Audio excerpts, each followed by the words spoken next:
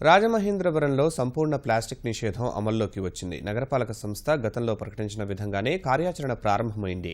Plastic నిషేధంపై ప్రకటనలు, జరిమానాలకే పరిమితం కాకుండా లోపాలు, అమలు తీరును పర్యవేక్షిస్తున్నారు. ఇప్పటికే ఏర్పాటు చేసిన ప్రత్యేక బృందాలు నగరంలో పర్యటిస్తూ ప్లాస్టిక్ వినియోగం, అమ్మకాలు వద్దని అవగాహన కల్పిస్తున్నాయి. రాజమహేంద్రవరంలో గత ఏడాది నిర్వహించిన గోదావరి మహాపుష్కరాల్లో ప్లాస్టిక్ నిషేధాన్ని అమలు చేసి విజయం సాధించినా ఆ తర్వాత ఆ సంగతే వదిలేశారు. ప్రస్తుతం గోదావరి ప్రక్షాళన, కాలుష్యాన్ని అరికట్టేందుకు ప్లాస్టిక్ నిషేధాన్ని అమలు చేయాల్సిన పరిస్థితి ఏర్పడింది.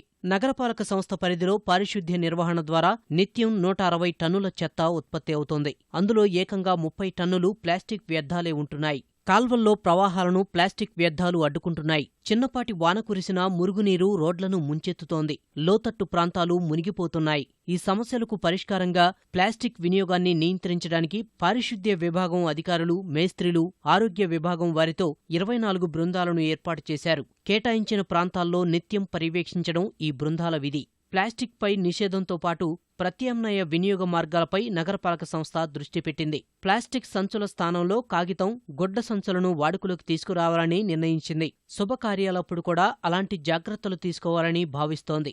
ఎవరికైనా 2-3 సార్లు చెప్తాం, లేదంటే కనుక ఏదైతే కార్పొరేషన్ పరిధిలో ఉన్న D&O ట్రేడ్ లైసెన్స్ ఉందో దాన్ని మటుకు క్యాన్సిల్ చేయడానికి అన్ని ఏర్పాట్లు చేశాం.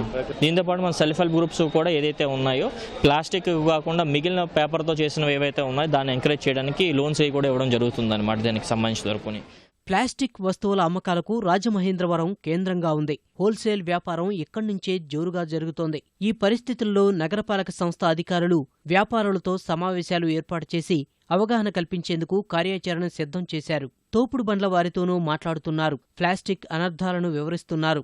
రాజమహేంద్రవరాన్ని సంపూర్ణ ప్లాస్టిక్ రహిత నగరంలా మార్చేందుకు అధికారులు కృషి చేస్తున్నారు.